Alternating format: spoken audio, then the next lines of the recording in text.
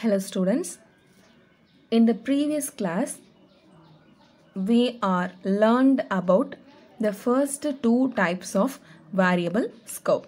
Okay, the first one is local scope and the second one is enclosed scope. Okay, in this session we are going to see about the second two types of variable scope, that is global scope and built-in scope. Okay, in addition we are see about module and its characteristics and benefits. Okay, now we are entering to the topic, that is global scope. Okay, a variable which is declared outside of all the functions in a program is known as global variable. Okay, here we can see the example as a:=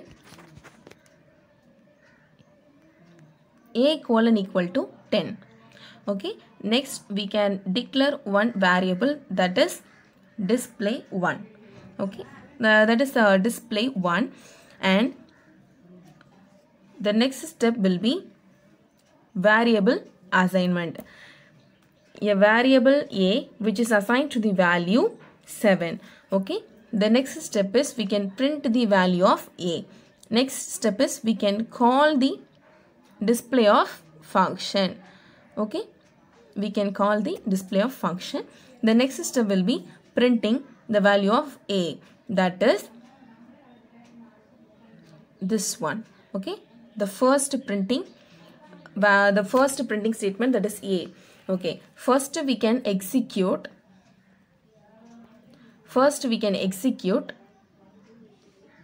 this printing statement.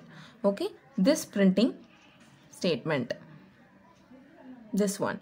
Okay, next we can execute this printing statement, that is print a. Okay, now we can get the output as 7. The first the first one, that is print a here. Okay, the next one is 10, and we can get the value of 10 from here. Okay, this is the first step. Okay, can you understand the concept? Okay, this is the global scope. Okay, the next one is built-in scope. Okay,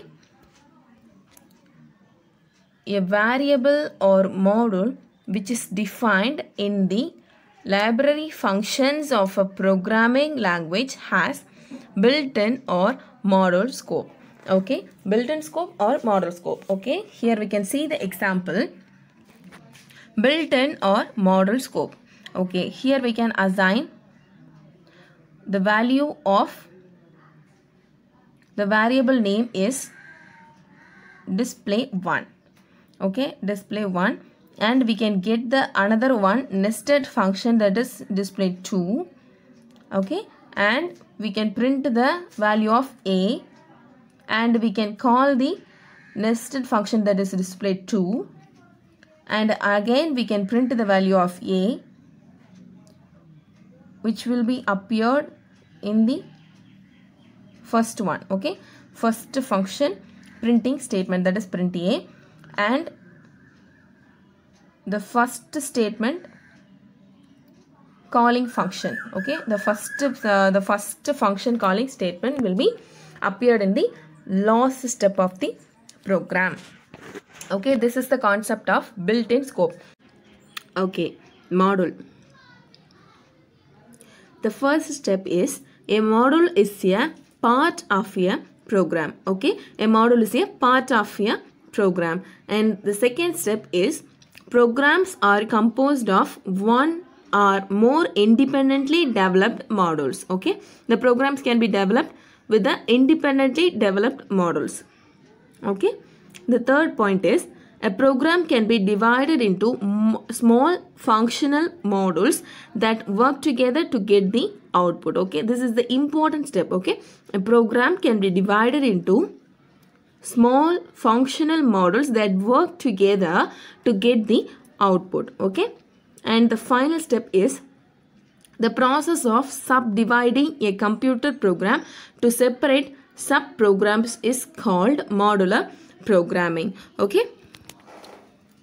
A process can be subdividing a computer program into separate subprograms is called modular programming. Okay, this is the concept of module. Next, we can see about the characteristics of modules. Okay.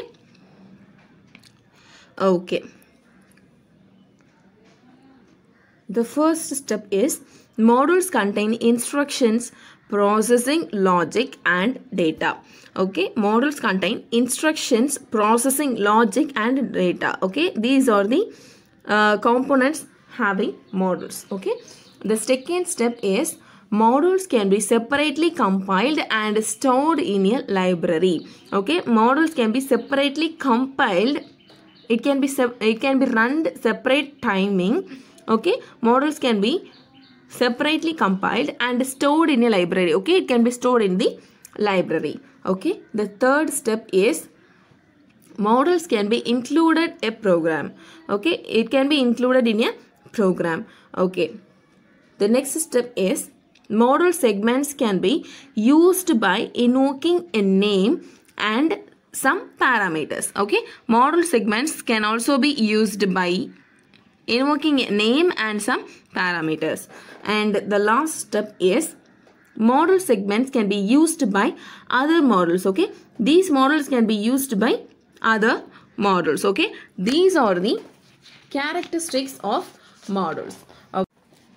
Okay, benefits of modular programming.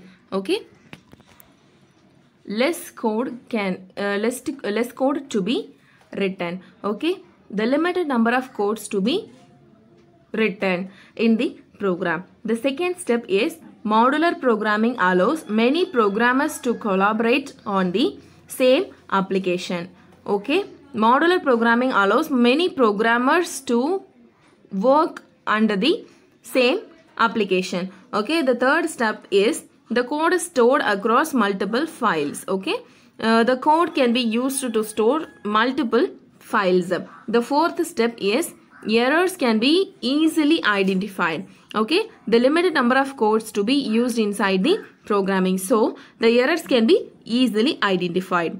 And the last step is the same code can be used in many applications. Okay, all the applications can support this modular programming. Okay, these are the benefits of modular programming. Okay, access control. It is a security technique that regulates who or what can view or use resources in a computing environment. Okay, it is a fundamental concept. Okay, access control is a security control. Okay, it is a fundamental concept in security that minimizes risk to the object. Okay, in other words, access control is a selective restriction of access to data. Okay. Okay. Now we can move to the keyword concept. Okay. Public, private and protected keywords. Okay. In Python, we can use three kinds of keywords. Okay. Public, private and protected. Okay. Okay. What is meant by private keyword? Private members of a class are denied access from the outside the class. It can be handled only within the class. Okay. This is the important point. It can be handled only within the class. Okay. Very important point. Only it can be accessed only within the class. Okay, this is the private keyword. Okay, the next one is public keyword.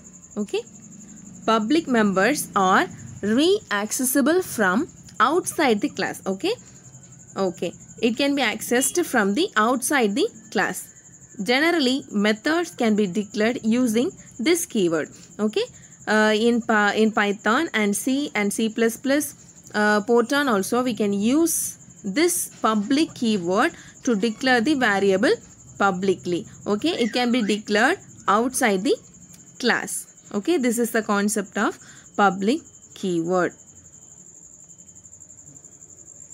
The next one is protected keyword. Okay, protected members of a class are accessible from within the class and are also available to its subclasses.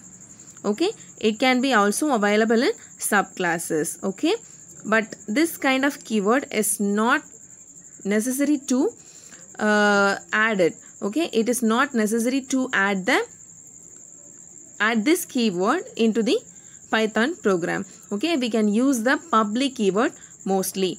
Okay, the second point is no other process is permitted access to it. Okay, no other process is permitted within the program. And the final point is all members in a Python class are public by default. Okay, I already told you Python can be used the public keyword to declare the variable. Okay, whereas by default in C++ and Java and they are private. Okay. Okay. In public keyword, this arrangement of private instance variables and public methods ensure the principles of data encapsulation. Okay, but in the protected keyword, it enables specific resources of the parent class to be inherited by the child class. Okay, this is the concept of protected keyword.